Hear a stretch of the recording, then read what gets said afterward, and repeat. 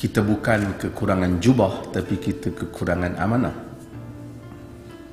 Saya lihat satu keadaan yang mendukacitakan dunia Islam. Kalau kita lihat majlis-majlis macam majlis hari ini, saya sebut majlis saya sendiri, kita panggil orang so-called agama lah, panggil mufti, mari cakap. Banyak majlis-majlis kerajaan disertai oleh orang agama lah.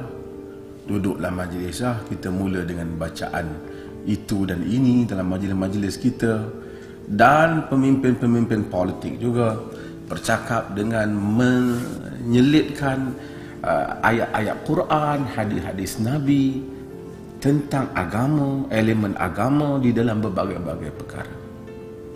Bukan saja di Malaysia, tapi di seluruh dunia ini.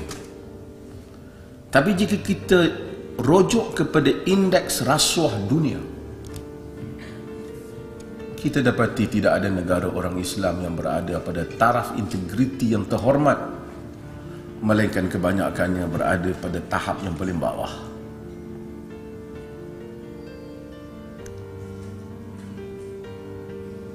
Jadi kita agama dalam kerangka yang kita gunakan kadang-kadang lebih bersifat sebagai satu retorik, menghias majlis, ataupun sekadar untuk mensakralkan mungkin pemimpin, tokoh, majlis, tetapi dari segi impaknya terhadap realiti pengurusan good governance dalam dunia Islam tidak seperti nas-nas yang dibacakan itu. Saya nak mukadimahkan itu dahulu supaya kita dan saya dan saudara-saudari sekalian menyedari betapa buruknya gambaran kita di sudut integriti ini. Dan tidak heranlah jika sekiranya dunia barat yang kita sebut macam-macam double standard dan seumpamanya, tetapi mereka di sudut pengurusan mereka dengan rakyat mereka, bukan soal dasar luar mereka, soal foreign policy mereka, itu memang kita tak puas hati kerana ada soal anti kepada timur, agama dan seumpamanya. Tetapi di sudut ketelusan mereka di hadapan rakyat mereka, saudara-saudari semua tahu bahawasanya siapa Jepun, jika kita lihat, kita pergi harta British yang kita selalu kata Mak Saleh tak ada akhlak apa semua, kita kata mungkin merujuk kepada soal kehidupan sosial dia di sudut hubungan jantina dan seumpamanya. Tetapi saya masa duduk saya tahu bahawasanya dalam 40 pound satu orang MP ataupun seorang menteri klaim lebih masuk front page dalam paper, dan hari yang berikutnya dia terpaksa melepaskan jawatannya kerana dia klaim lebih, kerana dia tengok TV tu yang beli tu, bakal anak dia tengok, dia klaim macam mana, tapi masuk kepada betapa ketelusan mereka. Sebab apa? Dia tak ada padri dalam majlis dia. Tak ada kalau dia nak mulakan ceramah, padri duduk baca doa dulu, tak ada. Tak ada kalau dia majlis dia hadir semua dengan semua tokoh-tokoh gereja nak menunjukkan dia itu begitu tulus dan berintegriti, tidak ada.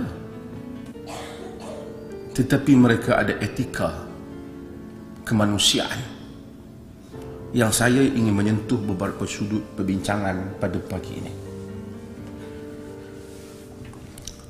Hadirin dan hadirat yang dirahmati Allah, kita sembang begini ni. Pasal tajuk ni kita dengarlah selalu, tapi saya ingin memperkatakan beberapa perkara yang boleh kita ingatkan semula diri kita. Agama ini apa? Agama ini, apabila kita kata kita mengislamisasikan diri kita, organisasi kita, ramai orang terbayang bila kita islamisasikan organisasi itu, kita letak ayat Quran di dinding, kadang-kadang kita buat semayang berjemaah, ataupun kita panggil ustaz berceramah, maka islamiklah kita ini.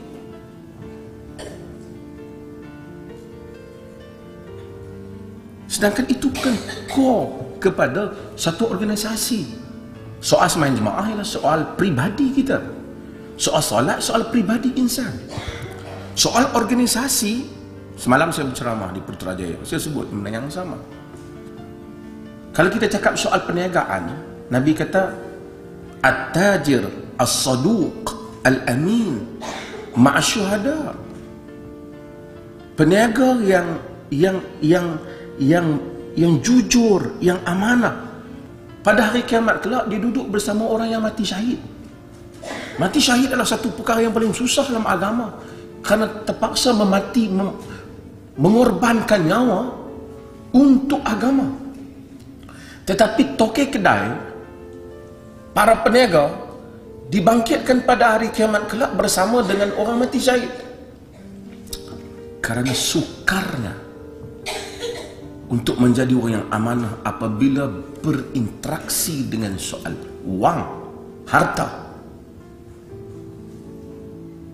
Tapi kita, semalam saya sebut, kita apabila kita sebut kedai yang Islamik, kedai makan yang Islamik, kita bayangkan masuk dah ada orang dengar orang baca Quran, di dinding dia mungkin ada tulis ayat Quran, ataupun tengah kita duduk makan, ustaz duduk berceramah dalam speaker dia, kita kata sangat Islamik lah kedai itu.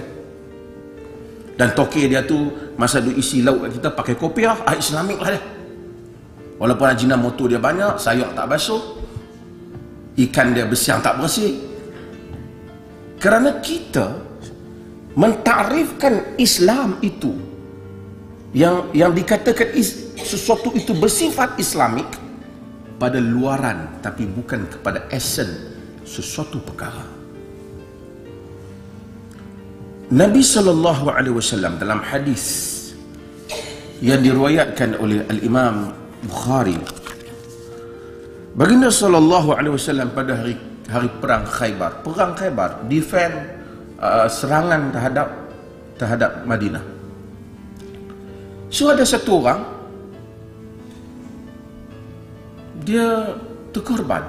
Dia terkorban, mati. Bila mati, syahid. Semua orang cakap syahid, fulan syahid, dia mati syahid, dia mati syahid. Nabi kata, ini ra'aituhu finnar birida'in ghallaha, burdatin ghallaha. Nabi kata, aku nampak, Allah nampakkan pada aku, dia duduk dalam neraka disebabkan ada kain selendang yang dia curi. Pembahagian harta dia jaga, dia urus harta rampasan perang tu, dia bahagi-bahagikan harta rampasan perang tu, setiap orang patut dapat cara yang adil. Zaman dulu dia pakai sistem ghanimah, dia panggil. Dia ghanimah ni dia sebab tu kita dalam Quran kita ada surah Al-Anfal, surah harta rampasan perang. Terima kasih. Maka dicuri sehelai kain, tapi dia telah sacrifice satu benda yang besar. Dia telah mati dalam peperangan itu untuk membela Nabi dan membela kota Madinah. Nabi kata, aku nampak dia duduk dalam neraka sebab dicuri harta awam. Dia curi itu tak sampai bilion atau milion, tapi yang dia ambil itu sehelai kain saja.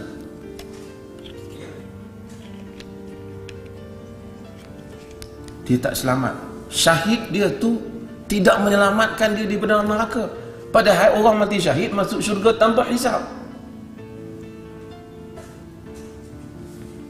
Bolehkah satu kita guna harta awam cara tak betul, lepas tu kita pergi umrah, kita rasa pahala kita diampunkan? Lagi kan syahid tak dikira. Dan ini adalah satu mentaliti yang salah.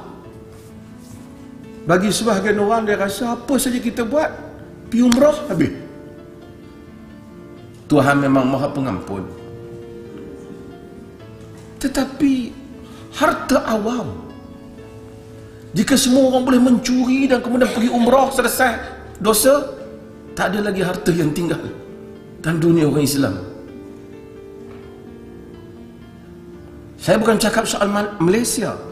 Saya bercakap ini adalah realiti yang berlaku dalam dunia ini. Kemudian Nabi setelah tengok kes tu, Nabi kata, "Idhhab ya ibn Khattab, fanadi, innahu la yadkhulul jannata illa al-mu'minun." Wahai Umar bin Khattab, Nabi arahkan Sayyidina Umar, pergi dan buat pengumuman bahawasanya tidak akan masuk syurga melainkan hanyalah orang-orang yang beriman. Beriman maksudnya dia beriman dengan balasan Tuhan. Padahal kawan ni beriman, dia mati pada jalan Allah.